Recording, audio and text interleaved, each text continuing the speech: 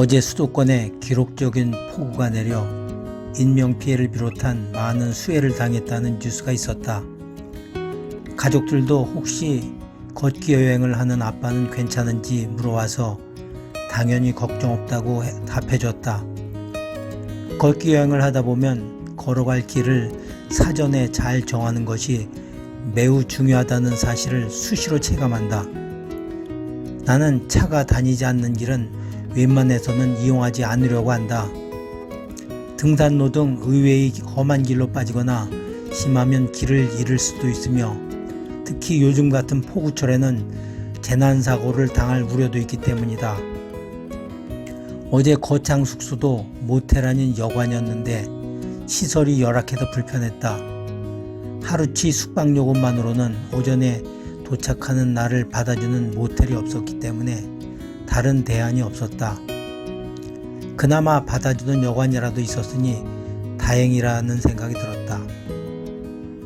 침대 있는 2층 방은 3만원이고 침대가 없는 5층 옥탑방은 25,000원이라고 해서 나는 침대 있는 2층 방을 예약했다. 도착해서 우선 샤워를 한 후 에어컨을 켰는데 상태가 영 시원치 않았다. 냉기가 거의 느껴지지 않을 정도로 약했던 것이다.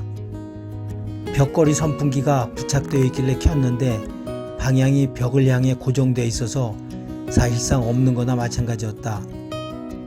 방금 샤워를 하고 나왔는데도 10여 분 만에 온몸이 땀에 흠뻑 젖어버렸다.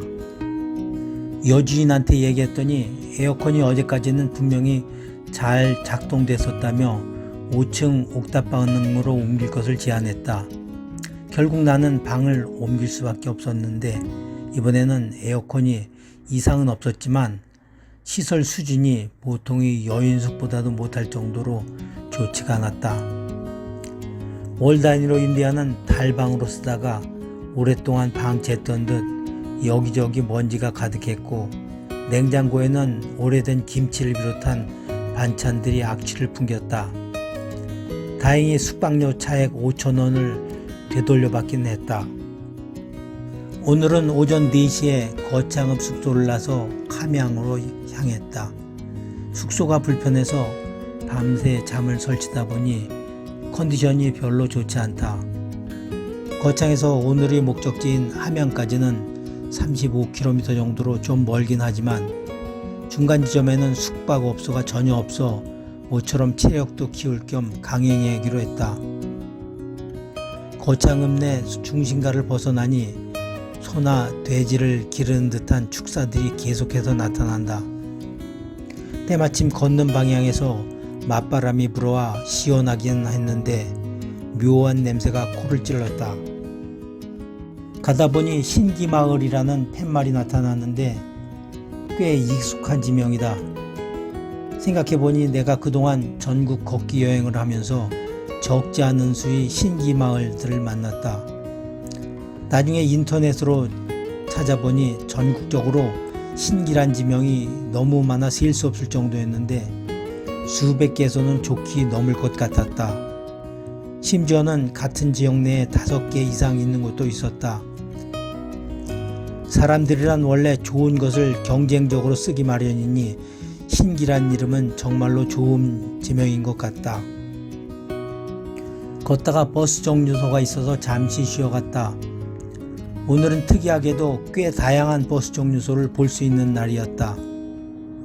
알루미늄 재질로 정갈하게 만든 곳도 있었고 지역 특산물인 사과를 형상화한 곳, 벽돌로 튼튼하게 만든 곳, 목재만을 사용해서 자연 친화적으로 만든 곳도 있었다. 버스 정류소는 걷기 여행에 있어 없어서는 안 될 정말로 고맙고도 소중한 존재이다.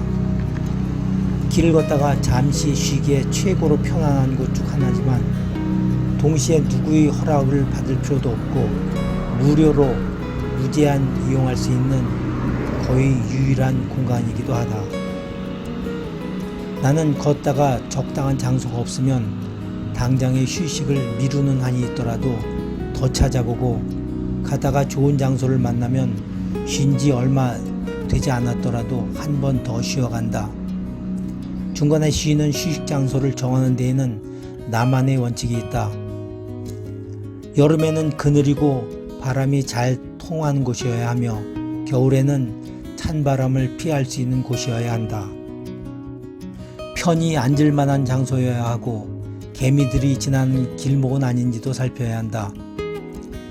이런 좋은 장소를 찾기는 정말로 쉽지 않은데 내 경험에 의하면 버스 정류소가 가장 유력한 1순위 후보이다. 하지만 같은 버스 정류소라도 느낌은 많이 달라서 어느 곳은 편안하지만 다른 어느 곳은 그렇지 못하거나 심지어 꽤 불편한 정류소도 적지 않은 게 현실이었다. 겉으로는 모두 별 차이가 없어 보이지만 자세히 보면 지붕이 반투명 재질로 뜨거운 햇빛을 반쯤은 통과하거나 삼면이 막혀 있어 답답하고 찜통 더위를 감수해야만 하는 곳도 많다. 목재나 플라스틱 재질로 만들어져 쉽게 퇴색되고 노후하며 심지어 옛날 새마을운동 초창기에나 만들었을 법한 시멘트나 벽돌로 군 벙커처럼 투박하게 만든 정류소도 있었다. 글자나 디자인 일부가 퇴색되고 반쯤 떨어져 있거나 없어져서 행여나 외국인들이 본다면 대한민국의 국격을 의심할 만한 곳도 없지 않았다. 얼마 전 남해군 지역을 걸을 때 한 버스 장소에서 잠시 쉬어갔는데 바깥 햇볕은 뜨거웠지만 정류소 안은 햇볕도 완벽하게 차단되고 사방에서 시원한 바람이 불어와 정말 시원했다. 다른 정류소에 비해 유독 시원한 게 궁금해서 구조를 찬찬히 훑어보았다. 첫째, 천장은 햇볕을 100% 차단하는 재질로 덮여있고, 둘째, 벽은 사면이 미닫이 유리창이라서 더우면 열고 추우면 닫을 수 있도록 되어 있으며, 셋째, 재질은 알루미늄 같은데 디자인과 색상이 튀지 않아 적당했고 내구성도 좋아 보였으며, 셋째, 정류소 이름을 널판지 형식으로 만들어 낡거나 교체할 필요가 있을 때에는 적은 비용만으로도 손쉽게 바꿀 수 있는 등 관리 편의성도 우수해 보였다. 그동안 내가 걷기 여행을 하며 전국의 수많은 정류소들을 겪어본 바에 의하면 1. 햇빛 차단, 2. 사면 개폐식 유리창, 3. 적절한 디자인과 색상, 4. 관리 편의성 등 4가지야말로 좋은 버스 정류소가 갖춰야 할 4대 조건으로 불러도 부족함이 없을 것 같다. 그런데 이 조건을 모두 충족하는 곳은 매우 드물었다.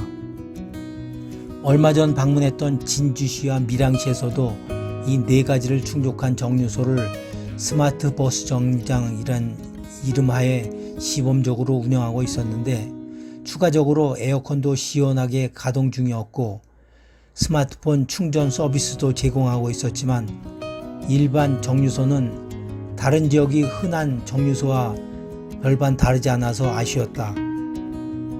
그에 비해 남해군은 버스 정류소 전체를 4가지 조건을 모두 충족한 형태로 운영하고 있었다. 그런 점에서 멋진 버스 정류소를 설치하여 잠시나마 내가 편안히 쉴 수 있게 배려해준 남해군청 공무원들을 칭찬하고 싶다.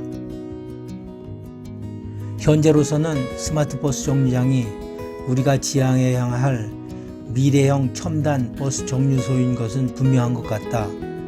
하지만 전국적으로 모두 교체하거나 새로 설치하려면 소요되는 예산이 적지 않을 것임을 감안한다면 당분간은 남해군 모델을 따르는 것이 현실적인 대안인 듯하다.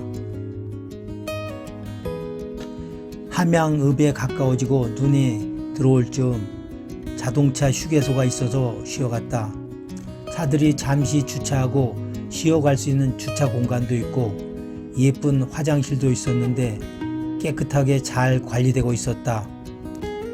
요즘 TV를 보면 외국인들이 한국이 청결한 화장실 문화를 접하고 놀랐다는 이야기가 자주 나오는데 과연 그럴 만도 하다는 생각이 들었다. 마침 나무로 만든 정자도 있어서 배낭을 내려놓고 편안하게 잘 쉬었다. 함양군청에 들러서 인증샷을 촬영한 후 숙소에 도착하니 오전 11시였다.